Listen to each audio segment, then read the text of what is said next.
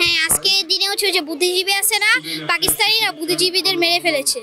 আমার কাছে তো ফুল নাই, থাকলে ফুল দিতাম, ওদের আমি স্মরণ করেছি। আমরা সবাই বুদ্ধিজীবীকে শ্রদ্ধা করব, কারণ তারা আমাদের দেশের জন্য প্রাণ দিয়েছে।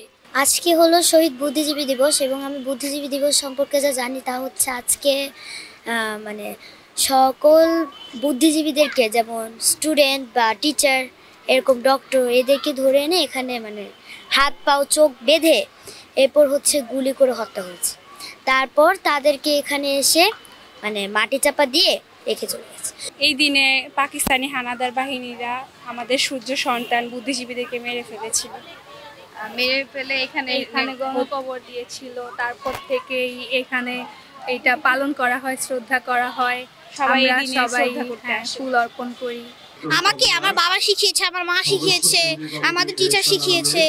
মানে মা বাবা তো শিখিয়েছে, আরও হচ্ছে আমি মুক্তিযুদ্ধ সম্পর্কে মানে যে উপন্যাসগুলো ওগুলো পড়েছি, ওখান থেকে আমি মানে এগুলো জানতে পেরেছি। ঠিক কি হচ্ছে শহীদ বুদ্ধিজীবী দিবস, এই দিনে আমাদের জাতিকে মেধাশূন্য করার জন্য একটা ষড়যন্ত্র করা হয়েছে, কিন্তু এই ষড়যন্ত্রটা আমরা ভেস্তে দিছি।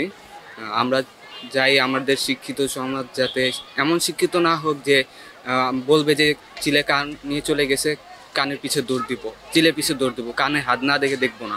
মানে আমাদের শিক্ষিত হতে হবে।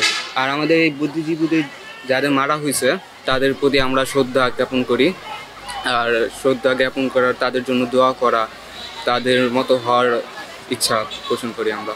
আজকের দিবসটা হইলো এমন একটা দিবস যে ওই দিবসে 1971 সালে আমরা যেগুলো শুনছি বড়দের কাছ থেকে, অনেক গণহত্যা করছে, অনেক কিছু এখনও তো টিভি চ্যানেলে অনেক কিছুই দেখছি।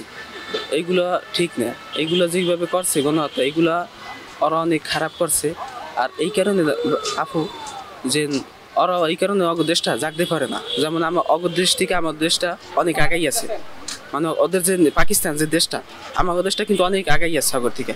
আর গণহত্যা কিন্তু মেয়েদের পর অতিরিক্ত অত্যাচার করছে। মানে যখন পাকিস্তানিরা দেখলো যে আমাদের পুরো দেশ তো স্বাধীন হয়ে যাচ্ছে, তখন তারা হচ্ছে ভাবলো যে আমরা তাহলে এটাকে মানে বুদ্ধিজীবীদেরকে মেরে ফেলি, তাহলে তো মেধা শূন্য হয়ে যাবে এই দেশ। তাই তারা মানে বুদ্ধি করে সকল বুদ্ধিজীবীদেরকে এসে এখানে মেরেছে। পিছনে হাত বেঁধে মানুষের বুকের পর গুলি করে গণহত্যা করছে। বুদ্ধিজীবীদের একটা জায়গা থেকে উড়াই নিয়ে তারপরে এইখানে গণহত্যা চালাইছে, মানে এই জায়গায় হাত পা বাইন্ধে পিছনে হাত বাইন্ধা তারপরে গণহত্যাটা চালাইছে। এটাও কিন্তু বেশিটা ভালো না। এই কারণেই ওরা মানুষের অনেক অভিশাপ, অনেক কিছুই অর্জন করছে। ওরা কিন্তু এই কারণে অনেক, ওদের যে দেশটা এই কারণে জাগতে পারে না।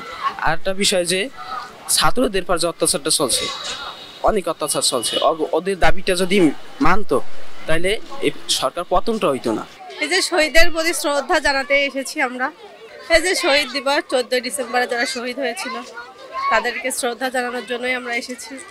একটা বিশেষ দিবস, তো শহীদ বুদ্ধিজীবী দিবস, তাদের স্মরণে আজকে এখানে স্মরণ সভা হয়েছে।